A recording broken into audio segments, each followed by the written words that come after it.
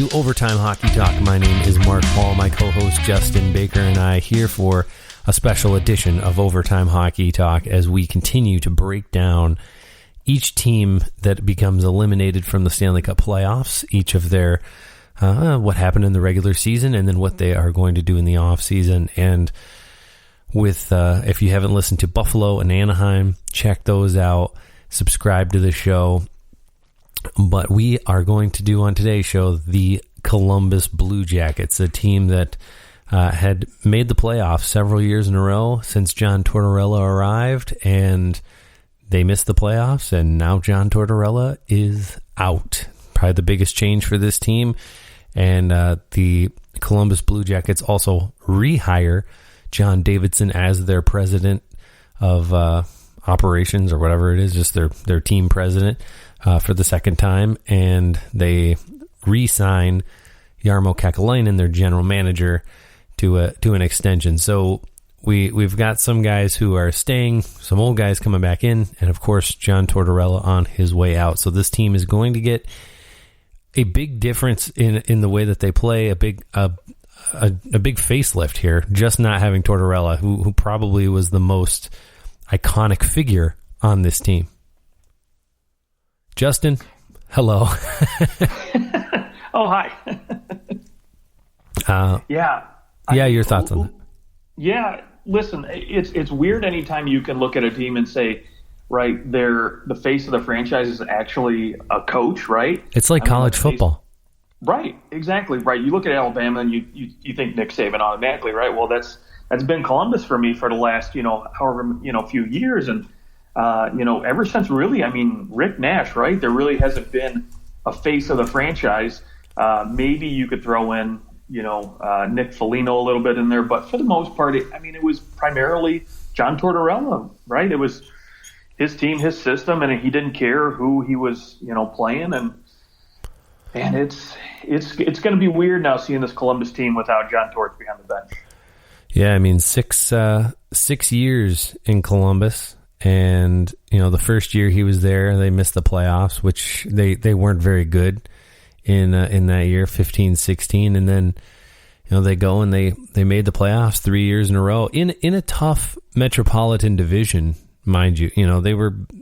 They're constantly going head to head against Pittsburgh and Washington and, a good Philly team, there's so many good teams in that metro, the Islanders that, I think that they were fortunate to make the playoffs as many times as they did, the 4 times in a row. Of course, they finished as the wild card several times, but they managed to win the one playoff series against Tampa Bay, and that's really it. And so you kind of can see why this needed to happen.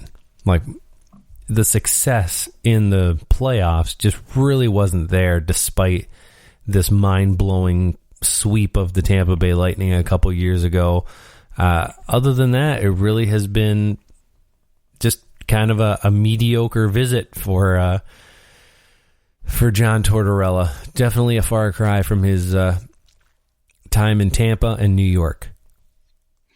Yeah, hey, if you told me beginning of the year, right, this team acquiring Patrick Laine, they've got Max Domi. They've got 2 solid goaltenders. If you told me they're going to finish worse than Detroit, I would have laughed. But that's where they ended up, falling at this point, just obviously tied in points, but, they had less regulation wins. And so obviously finishing last place in this division, and like you said, tough division, right?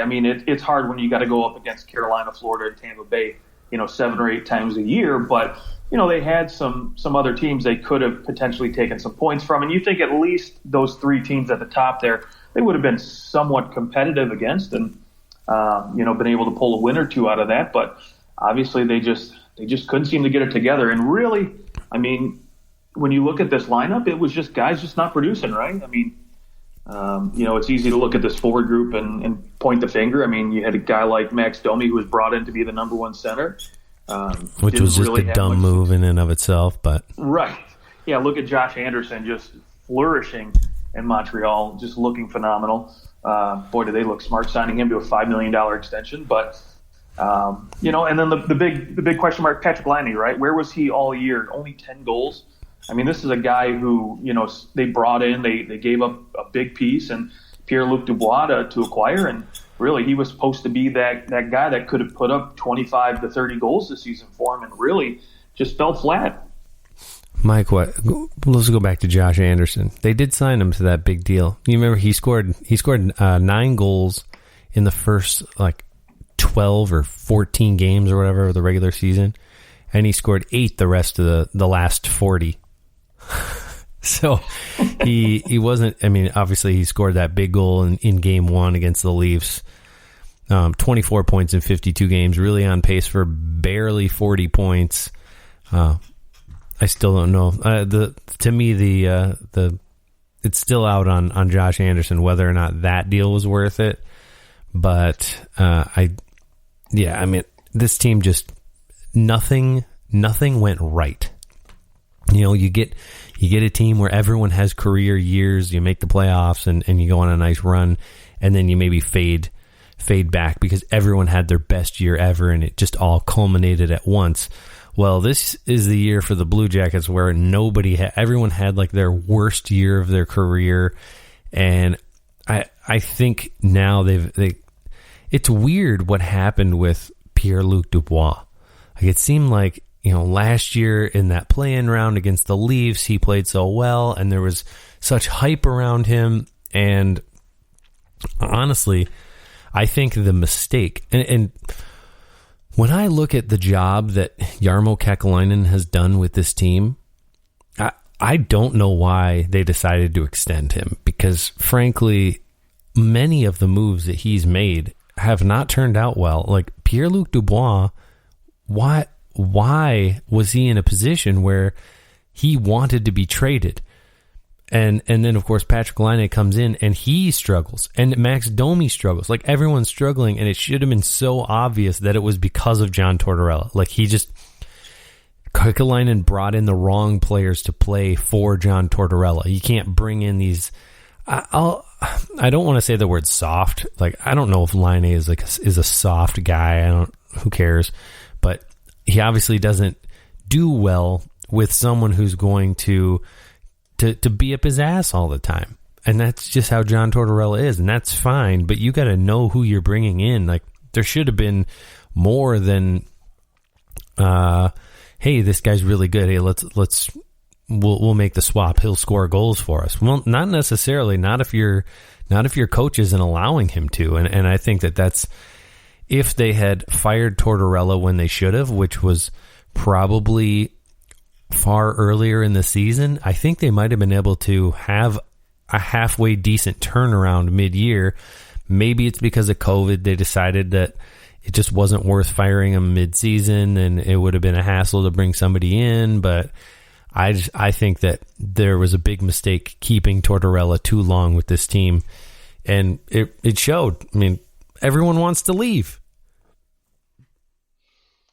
Yeah, I mean, that's kind of hard to argue, right? I mean, so we look at, we look at Kekalainen, right? You talk about he's been there, the general manager since 2013, and really John Tortorella was his first big coach he brought in, right? I mean, he was this is when now you're starting to shape the team into what you want since you've been there, 2 years in now. You bring in Torts, looks pretty good. That first season was, 500, but then rattles off, 3 straight 45-plus win seasons, which looks really, really good, right? So you look, okay, great. We're turning this thing around. It's great. And then things start to come off the wagon, as they like to say, right? Obviously, maybe last year Torts should have been gone, a little bit more clear this year. But, now it's do or die, right? I mean, he's made his moves. He's basically signed that extension for, I think it was 2 years maybe, was it? Yeah. But, I mean, regardless, I think now with John Davidson coming back, I think now you're looking at this team and you're saying, okay, cool, you've got 3 first-round draft picks. You've got to go out and you've got to try to sign Patrick Laine to an extension. You've got the opportunity and the tools to be able to make a few moves in the offseason to get this team back to it. Now, in 2 or 3 years, if this team isn't there again, then yes, you cut bait and you say you've had your chances. You've had a couple really go at it, and you just haven't been successful. Now, the big thing for me, I think that really is going to determine whether or not he's going to be here long term is when you look at the back end, right? I mean, there's one big name out there that we're looking at in two seasons being a UFA, and that's Seth Jones. Right. I mean, there's no doubt in my mind this guy is the future of this team as far as maybe a captaincy goes. And if you want to have success long term, beyond this season, he's a guy you got to get locked up in for a decent price, right? I mean, obviously he's going to cost $8 million plus. I think he's probably going to be closer to, Drew Doughty money, but. You've also got Zach Werenski in 2 years, going to need a new deal. You've got two goaltenders who are both, quality 1Bs, potential 1A goaltenders who, you've got to get signed too. So really the work's going to be done over the next 2 seasons, and we're going to see really, is he going to be able to flip this team around and get guys signed long-term and buy in for the long haul? Because if not, I think, in 2 off seasons, he's going to be, you're going to see John Davidson saying, hey, okay, see you later. Yeah. So now the one thing I'll give Kekalainen, he does have a history of making some good trades. I mean, first off, you remember, I don't know if you remember that Columbus actually traded for John Tortorella. Right, yeah. They gave their second round pick to Vancouver so they could get him. So acquires him, yeah. and in the same breath, just like a year later, they make that Seth Jones trade. And that was a huge trade for Ryan Johansson. I mean, you can't beat that. I mean, now looking back, holy smokes, they absolutely destroyed on that trade. That was a great trade for Columbus. Really, probably the reason that they have succeeded so much is because of that trade, because of Seth Jones, and you gotta love the Brandon Saad for our Artemi Panarin deal that they got. I mean, that all happened within like a year of each other, those two deals, and they turned the franchise around. So I can see why, like, he has made some good moves where you go, okay, I mean, you've made the moves to build this franchise, and not too many guys build their franchise through trades. And he's been able to do that. And I gotta give the tip of the cap to him that he's like the one GM that is constantly trading a good player for another good player, like Max Domi for Josh Anderson, and the Patrick Laine for Pierre-Luc Dubois. Like, he actually gets these deals done that are, I'll say, they're not boring deals. Like, all right, we're going to trade this guy for a draft pick and see what happens later on. Like, he is constantly trying to make this team better. So, and the moves that he made at the deadline were great. And you can see where a veteran general manager, a guy who's been around the block. I mean, he did plenty of things with St. Louis long before he became the GM of Columbus. And you can see where that experience plays into, hey, we got a first round pick for Nick Foligno. And I mean, that's great. We got a first round and a third round pick for David Savard. And whereas then you have Buffalo and Kevin Adams, who is a relatively new general manager, getting a second round pick for Taylor Hall. You could see why Columbus would go, well, we got to hang on to this guy. He knows what he's doing in some respects. Yeah, there's no shortage of trades, this guy's name, when you talk about big names. I mean, obviously the one knock on him is going to be losing, Panarin for next to nothing. But I think that was also ownership, which is why I don't think that they're holding it against him, because they told him, like, go out, like, acquire Duchesne. They acquired Dzingel. They kept Panarin. I mean, you want to make a run at it, right? Yeah, and you believe in your team, so you've got to do what you got to do. It's just unfortunate that they went against Tampa Bay I think they lost to Boston that year, right? Yeah, but I mean, regardless, he, again, like you said, he's not afraid to make the big move, and that's always kind of refreshing, right? Because there's not a lot of GMs that are willing to do that. Now, the one knock I will say is he hasn't yet created a culture where free agents want to go to Columbus, right? And maybe that's because there's been that lack of winning there, that lack of, deep runs in the playoffs. And so once you establish that culture, it'll be easier for him to get guys through free agency versus having to always go through trades. I think that some of that was because of Tortorella. Absolutely could have been. Absolutely, because he's not exactly a guy that players are lining up to play for because he's a little difficult to play for. So if Winnipeg can figure out how to keep guys, then Columbus definitely should be able to. Right. Like, Columbus is not a bad place to live, or like it's a really nice area. So there's no reason why. I mean, you look at some of the other teams, like, why do people want to go live in St. Louis? I mean, I've been to downtown St. Louis. It's not that nice. But I know the suburbs are great. I know some people love it, but it to me it's not necessarily Columbus. It was, man, I don't want to go play for that guy. Like, if you're playing for him, I think he's one of those, like, all right, I don't like to be disciplined, but when you're experiencing it and then you go through this change in your career and you're a better player because of it, you look back and you say, wow, I would not be the player that I was had it not been for that discipline. Like, I'd say Cam Atkinson, he's probably in that boat. He probably wouldn't be the player that he is without John Tortorella. I think that Seth Jones is a fantastic defenseman, and a lot of that is because of John Tortorella and what he did for Seth Jones. I mean, he built took a defenseman who was really, really good and made him great. So he probably looks at his career and go, well, I have a lot to thank John Tortorella for, but are you going to go out of your way to play for John Tortorella? No.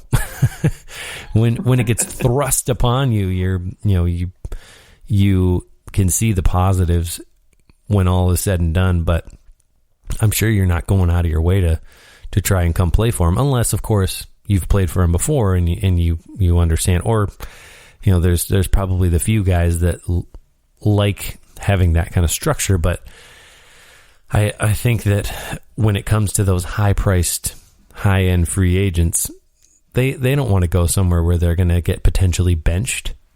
No. When there's that threat, you'd rather go play for somebody who will, I don't want to say like respect you, because it's not that John Tortorella doesn't respect players, but that he's not gonna give you the benefit of the doubt.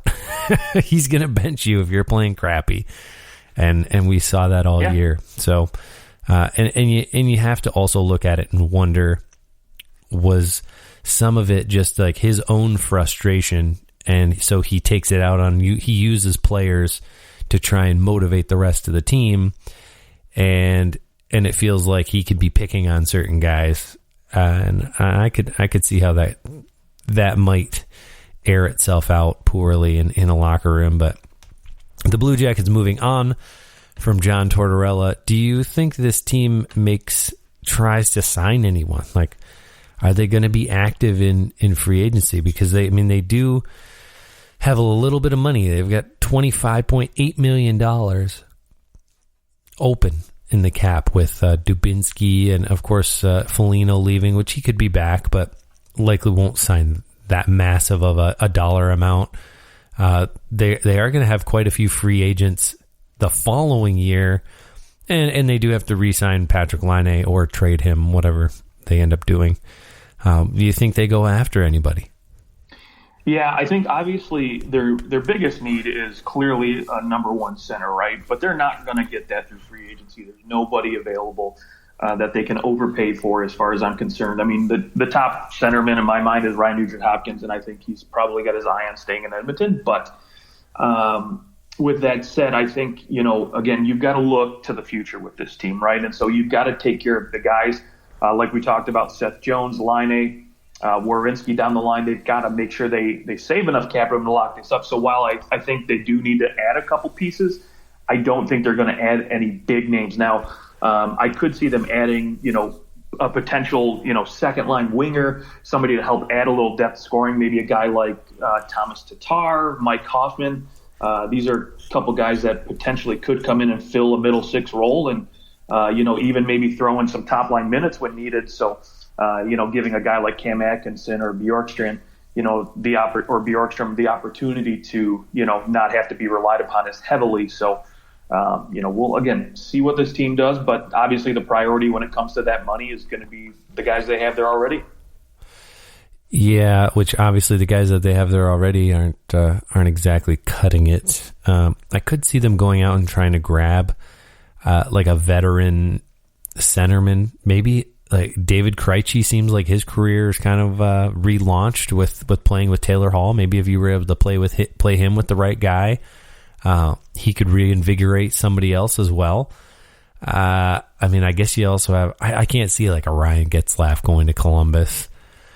That's the hard thing. I mean, when you're a bad team, nobody super high end and older is going to be dying to go there. Right. So it's going to be a challenge. I mean, they have those 3 draft picks, and there is a lot they can do on the trade market, and that's probably where I would look for them to make a move over signing a free agent. Is what other team out there is potentially looking to move a center, looking for a scoring winger, and they can, maybe flip line A, grab a center, use a draft pick, and bring somebody else in. Although I got to imagine that they're going to try and re-sign line A 1-year deal, maybe a 2-year deal, and say, we're willing to totally throw last season out the door. We have a new coach. It was COVID. You got traded in the middle of the year. Like, everything was really weird. Let's get a fresh start, all of us. Like, I think that's a fair place to come at it. And I'm sure where the Blue Jackets will come at it, of course, was saying, we need you to score. We need you to be better, but we're willing to give you a pass on last year, and let's try to improve upon what's happened, and let's go into next year fresh. And I think we will see a better Patrick Laine next year. Yeah, absolutely. I couldn't agree more. And I think, like you said, bringing in a new coach, get a new system in there, I think there'll be a little bit of grace, and they'll, at least try to make it work for another year before they, throw them out the door, basically. And so the only reason I could ever see them potentially moving on from Line A this offseason is if they get an offer to potentially acquire that number 1 center, that number 1 guy. But again, those deals are very rare. Probably never going to happen for him unless they traded away a number 1 center for Line A. Right. Yeah. So unless they're that desperate to, a team's that desperate to acquire Patrick Laine, which I don't think there's going to be a lot of teams lining up to dish out a potential number 1 center. He's going to be sticking around for at least another year. Yeah, because I think he'll be a UFA in 2 years, I want to say. I think is when he can become a UFA, because he has to be in the league for 7 seasons. 1, 2, 3, 4, 5. Yeah. So it would be another 2 years he'd be a UFA. So we'll see. So that's why you could see a 2-year deal happen here. And, sure. We give it an opportunity to try anyways. Yeah. And I mean, the crazy thing about, just side note in the playoffs, the crazy thing about what the Jets are doing, they're doing this without Pierre-Luc Dubois. Right. They granted, they're not scoring a lot. Nobody's scoring a lot in that series. But anyways, that's another topic. Well, with the Blue Jackets, I mean, I think they likely are a team that, I mean, they can retool here, use their 3 first-round picks.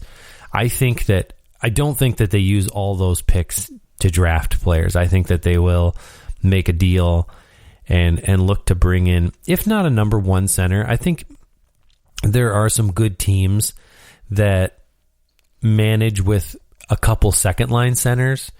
And, you can see like Max Domi, he has the potential to be a second-line center.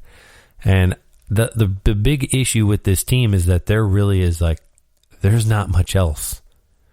Jack Roslovic, I mean, Grigorenko. Do you want those guys in your top 6? I don't know that I do. So it's something that I think they'll address by bringing in some those 2A or 2B, 3A kind of guys that can move up and down your lineup, like top 9 type of forwards. And I think you could probably use one of those first round picks to go and acquire a center like that, where, maybe it would be too hard to acquire somebody who's a pure number 1.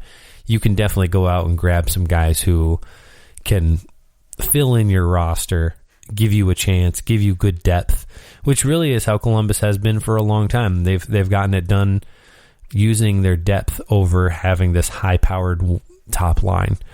So the other side is, does Columbus just kind of look to continue being kind of bad for a minute? Maybe they look at this as, well, this is our opportunity to really grab some high draft picks. I mean, we don't know where they'll end up drafting for the this upcoming draft, but it's going to be a high pick. What are they? They're like fourth. Seventh? Oh, are they seventh? Oh, okay. Yeah, I think they're well, no, actually, I think you're right. I think they're a little bit higher than that because they finished less than Detroit. But as far as Columbus is concerned, and you talk about moving one of those first-round picks, right? So I talk about a team that I look at, and we've talked about before. By the way, Columbus is fifth in. They're fourth. They're fifth. Oh, fifth in the odds. Yes, fifth in the odds because Seattle is technically third. So that's right. That's right. Yeah, and can't finish less than sixth. But yes.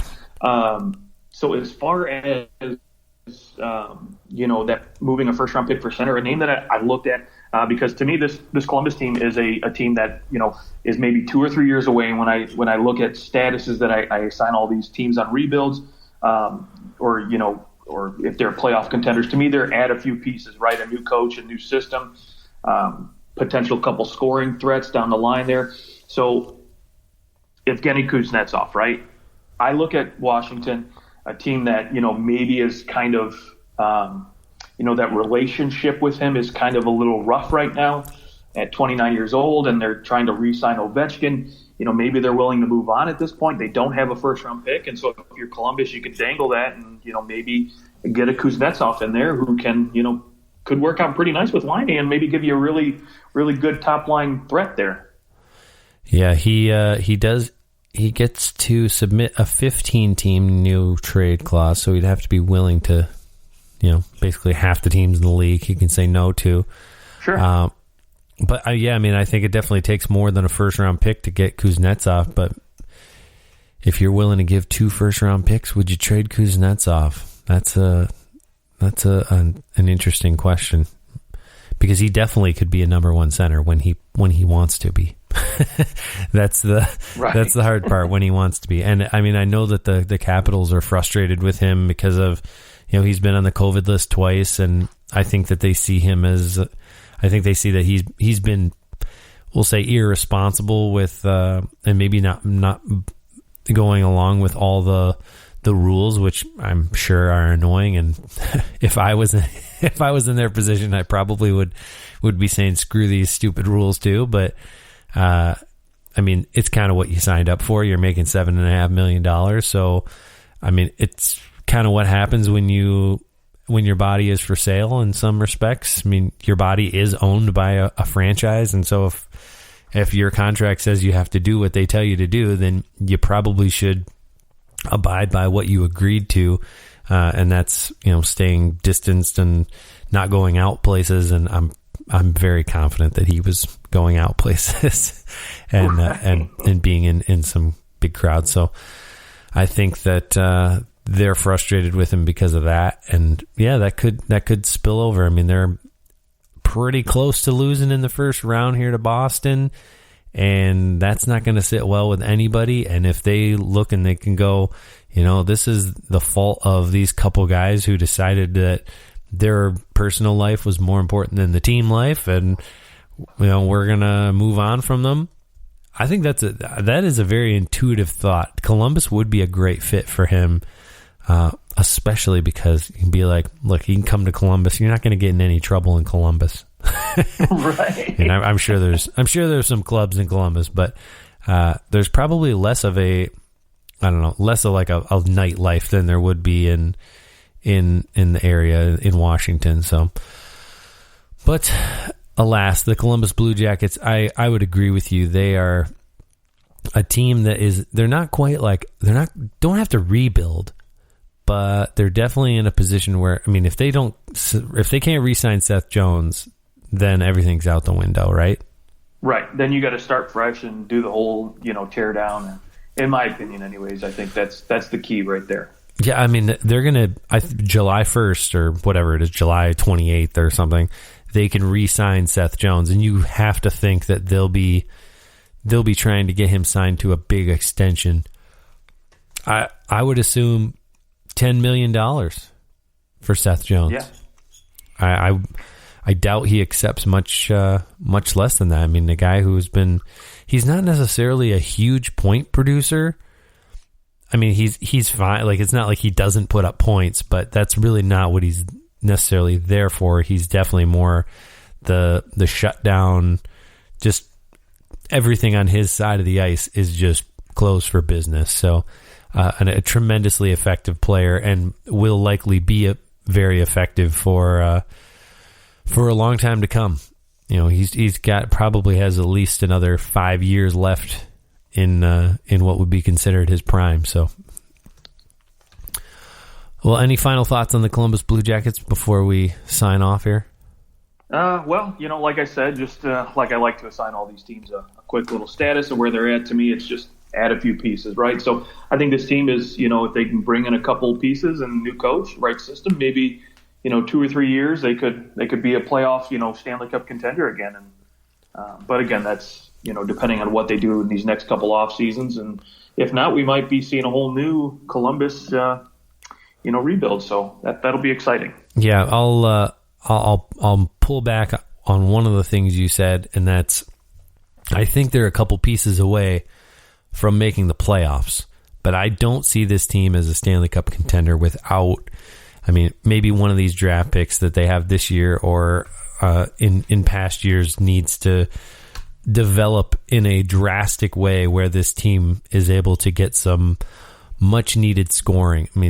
They can't score. They just cannot score. They don't have the goal scorers. There's no one on this team other than Cam Atkinson who, of course, if Patrick Laine becomes a goal scorer, then that's a different story. But there just isn't that. You don't look up and down this lineup and see depth scoring. You see a lot of guys who can play in a top 9 role.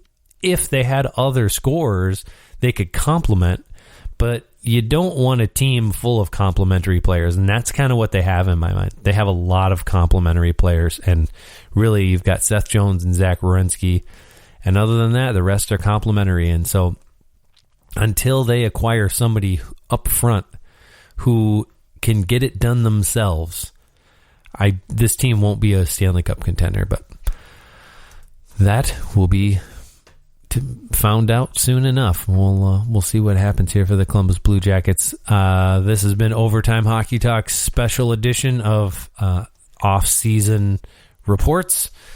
We'll be back with the San Jose Sharks next, and we'll find you on Twitter at OT Hockey Talk and Instagram as well, and we'll talk to you soon.